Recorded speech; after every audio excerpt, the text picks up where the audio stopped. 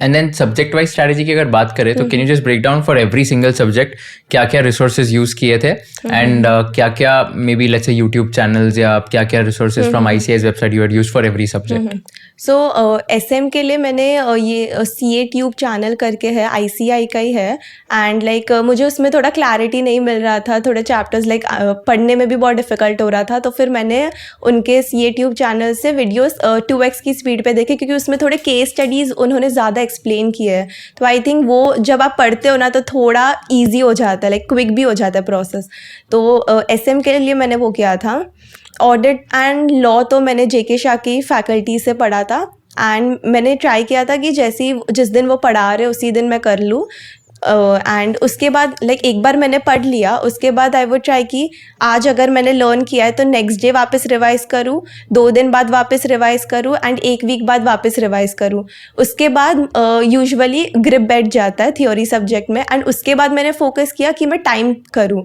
Suppose एक बड़ा chapter है तो 1.5 आवर से ज़्यादा टाइम नहीं लगना चाहिए. क्विक रिविजन पे ज़्यादा फोकस किया. कीवर्ड्स थोड़े लॉ में भी पूरा प्रोविजन की ज़रूरत नहीं होती, आप थोड़े कीवर्ड्स भी प्रोविजन के अगर समझ के अंडरलाइन कर दो तो आई फील कि इनफ है. बिकॉज पूरा कंपनीज लॉ का फॉर्मेट एक ही है अगर आप देखो तो अगर प्रोविजंस याद हो जाते हैं तो फिर लाइक मेजॉरिटी काम हो जाता है. तो मैंने क्विक रिविजन पे फोकस किया. इवन इन ऑडिट मैंने सेम स्ट्रैटेजी. ऑडिट में यूजुअली पॉइंटर्स बहुत ज़्यादा होते हैं. लाइक सपोज़ क्वेश्चंस भी अगर आप ऑडिट के देखोगे तो 4 मार्क के लिए 4 पॉइंट्स भी अगर आपने सही लिख दिए तो यू गेट दोस 4 मार्क्स. तो उसमें एक्यूरेसी की ज़्यादा इंपॉर्टेंस है आई थिंक ऑडिट में, कि जो वो 4 पॉइंट्स अगर वो आपको 4 पॉइंट्स याद आ रहे हैं that's the big deal. But इतने सारे पॉइंट्स में से वो 4 पॉइंट्स गैदर करना आई थिंक वो सबसे ज़्यादा डिफ़िकल्ट है. तो मैं ऐसा करती थी, सपोज़ 4 फ्रेजेस है राइट, तो सबके एक एक इम्पॉर्टेंट वर्ड जिससे मुझे वो पूरा फ्रेज़ याद आ जाए, तो मैं क्विक रिविजन में वो एक वर्ड देख लेती थी. तो एक वर्ड के ग्लांस से भी मेरे को पूरा फ्रेज़ याद हो जाता था. तो आई थिंक उससे मेरा टाइम बहुत बचा, क्योंकि वो 1.5 डेज़ में पूरा ऑडिट का module is very difficult to cover. Law भी सेम केस. तो मैंने ऐसे कीवर्ड्स थोड़ा शॉर्टन किया, क्विक रिविजन पे थोड़ा फोकस किया. एंड जब आप पढ़ रहे हो ना तभी टाइम कर लो कि आपको ये चैप्टर को 1.5 आवर लगेगा, इसको हाफ आवर लगेगा. तो आई थिंक वो 1.5 डेज़ में भी हेल्प होगा. एंड बाकी सब्जेक्ट्स? कॉस्टिंग एंड अकाउंट्स, ये 2 सब, एंड FM एज वेल, ये तीनों सब्जेक्ट्स में मेरा सिमिलर ही स्ट्रैटेजी था. सो जो सम्स हमें क्लासेस में करवाते हैं, I think class work section होता है हमारे में जिसमें सारे न्यू वैराइटीज़ कवर हो जाते हैं. एंड उसी के सिमिलर लाइंस पे होमवर्क एंड पास प्रीवियस या क्वेश्चंस भी होते हैं.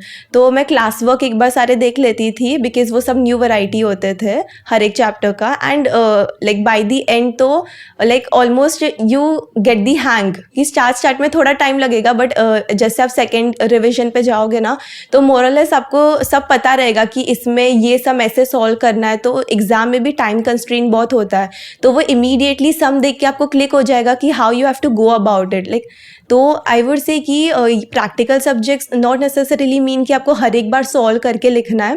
उसमें भी glancing through the sums is very important I think, जो बहुत लोग नहीं करते.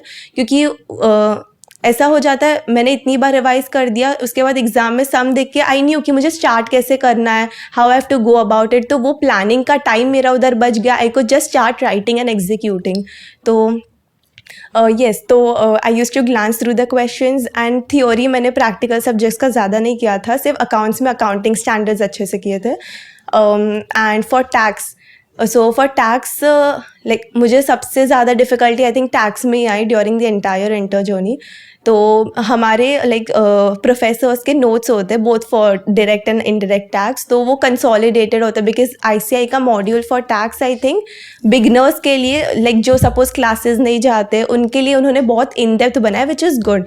बट आई थिंक आप एक दिन पहले इतना सब रिवाइज नहीं कर सकते. It's 4 modules for tax alone, so 1.5 days में सब तो नहीं होगा. तो हम लाइक मैंने ऐसे किया था, जो हमें रिसोर्सेज सर ने दिए थे I use to keep it as a base, and उसके बाद मैंने एक रीडिंग मॉड्यूल का कर लिया था। तो जब मैं वो रीड कर रही थी, मुझे कुछ नया पॉइंट जब मिला तो मैंने सर के नोट्स में लिख दिया, and I made my own consolidated notes for tax. I made my own notes क्योंकि वो ही इम्पॉर्टेंट होगा, क्योंकि टैक्स इज़ वेरी वास्ट और you can not leave any provision, क्योंकि हर एक हिडन प्रोविजन का has a big impact on your entire question. तो I would try कि एक बार सब प्रोविजन तो कवर हो जाए, भले लाइक मॉड्यूल लैंग्वेज ना हो पाए, but at least because tax is more और लेस प्रैक्टिकल, सो एक बार provision is on your finger tips ना, तो आप सम सॉल्व कर सकते हो। सो या for DT and IDT both I did this way only, and मैंने प्रोविजंस ऐसे लर्न किए, एंड फॉर सम्स मैंने दोनों JK शाह के सम्स किए, मॉड्यूल के सम्स किए, एंड देन उसके बाद ICI MTPs RTPs and PYQs। And ICI के जो मॉड्यूल्स है again like for all these subjects that you mention, तो सबके लिए ICI के मॉड्यूल्स भी रेफर किए थे या कौन से सब्जेक्ट्स? मैंने प्रैक्टिकल के लिए क्वेश्चन सारे मॉड्यूल से किए थे, बिकॉज बहुत बार ऐसा होता है कि वो सिमिलर टाइप के क्वेश्चंस मॉड्यूल से पेपर में भी मिलते हैं। तो बिकॉज इवन पेपर बनाते वक्त उनका बेस ही मॉड्यूल है, तो आई थिंक क्वेश्चंस तो करने चाहिए B it in any subject. And theory के लिए मैं थियोरी भी उसमें से ही पढ़ती थी मॉड्यूल से, for audit, SM and for law. If you learned something new from this video, do share it with your friends and subscribe to this channel so that we can bring you the best content possible. Also, if you want to watch this entire episode, click on the link in the description box and you can go to Kushal Lodha YouTube channel and watch the entire podcast episode. Thank you so much for watching this and have an amazing day.